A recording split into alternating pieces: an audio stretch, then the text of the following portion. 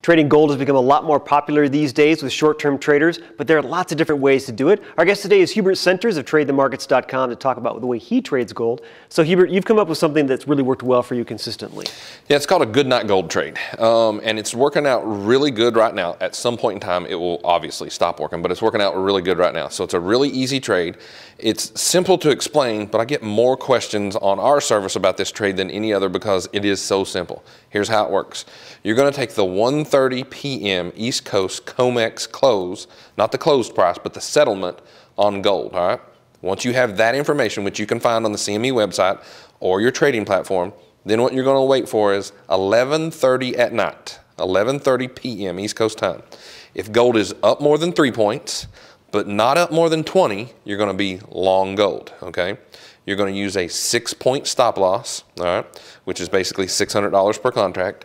And then you're going to have decision points or targets out there at plus 20, plus 40, and plus 60. And usually what I do is my target is just 60 points out there, and then I'm just deciding whether I'm going to keep it or cut it loose when it hits plus 20 and plus 40 and plus 60. All right, now did you stumble across this, or was there some back testing you did to see the probabilities? Total accident. I mean, we were teaching people how to trade the E-minis.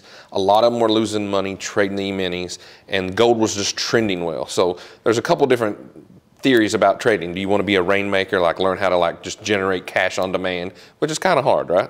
Or do you want to figure out where it's raining and go set up tarps and buckets?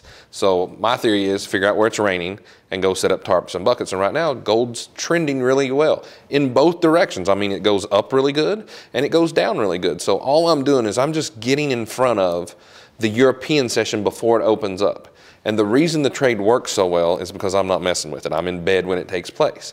So at 11:30 at night before I go to bed, if gold's up more than 3, but no more than 15. If it's up more than 15, I just go, well, it's already run too far. I'm just going to leave it alone.